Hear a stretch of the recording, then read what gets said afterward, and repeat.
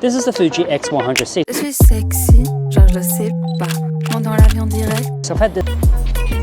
Now the first thing you might have realized is the size of my lens, and trust me, size does matter. The standard camera comes with a equivalent 35mm lens. For street photography, I feel it's a little bit short, especially when you want to get close to your subjects, and for landscape and architecture, it's not wide enough. So your only option was to purchase a wide lens adapter or a telephoto lens from Fuji. It is expensive until now.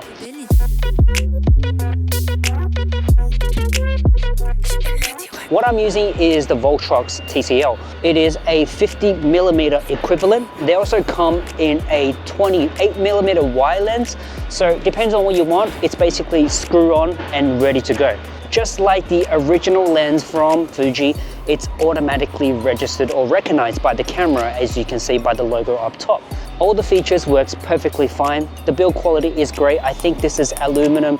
I've already got a little bit of scratch on my silver lens, as you can see here. It does come in a black as well, so if you want that for your black camera, absolutely. But just keep in mind, this silver is anodized and it does scratch. I absolutely adore this lens, and everyday shoot, I pretty much have this 50mm on by default. Why?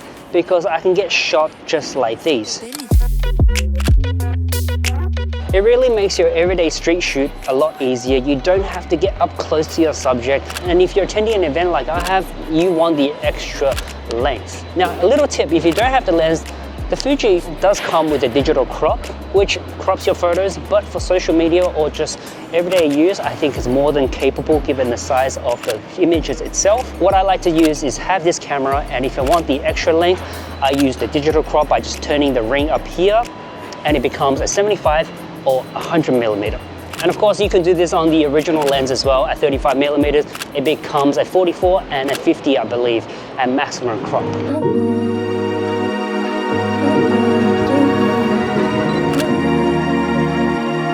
If you want a minimum setup, this isn't a light setup. The lens itself, it's over 200 grams, so it does add a little bit of weight to your whole camera setup. But I think the trade-off is well worth it. Given the extra weight, you want something to hold on to and be secure. Now, I recommend getting a cage. I'm using the YC Onion. Of course, there are other brands like Small Rig as well. You can have a look. I chose this one because it's minimal. I just wanted the grip. It has the same texture and color and material as the original camera, so it looks very subtle. Construction is great, accessible to all my batteries. The other reason that I got this is because it comes with one of the best looking lens hood I could find. So if I screw this off and screw my lens hood on, you've got something like this. And I think this looks so retro and looks fantastic. So that's the reason that I got into this brand. And since I got the lens hood, I decided to get the cage as well.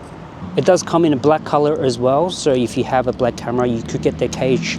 It also comes with a thumb grip, but I don't like to use it because I think it tends to get into my scroll wheel a little bit. Quick note, if you do have the lens hood on and you like to use the original flash from the camera, it does tend to block your subject at close range. You could take off the lens hood or, like me, just get a bigger flash.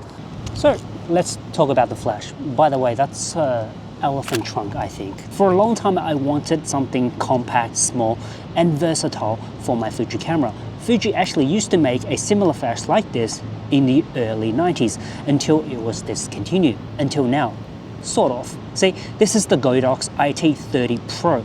It's relatively cheap and it packs a punch. It also comes with its own filters, so if you want a smoother, less contrasty light, you can turn on the built-in filter. But for me, I just went out and purchased a $5 3D printed plastic cover just to give an extra smoothness to my photos. The fantastic thing about this is it's plug and play, so all you have to do is put it on your cold shoe. It's automatically connected to your camera like an original accessory. And by turning the knob on the top, you can quickly adjust your flash levels, making it super easy, friendly to use. Now, if you want something more versatile or larger, Godox does have a more professional, larger tilting flashlight. But for me personally, this is what I want and it does the job. You can also get an adapter to adjust the angle, but I tend to don't use it as much. I think having it as it is perfectly fine.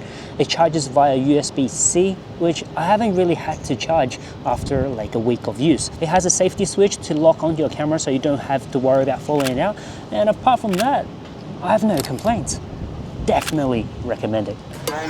And now you drunk, you drunk. Now you drunk, you drunk. And now you drunk. And finally is how I charge my Fuji X100VI. Now, most of you probably just use the USB Type-C, but as you know, this camera actually burns through battery quite quickly. So what I like to do is I bought one of these charging packs. Now, I forgot the brand, I'm gonna put it on the screen for you. You can actually basically put your original battery, or if you want to buy third-party battery, just plug it in, put in the USB Type-C, and it charges automatically. It has an LCD screen that tells you how much it's been charged, and if you're traveling, you can also put SD cards on the sides just in case if you needed to. The original battery from Fuji is still the best, so I highly recommend getting the originals, but using one of these charging cases just helps the whole charging process a lot easier, as well as storage. So hopefully that's helpful.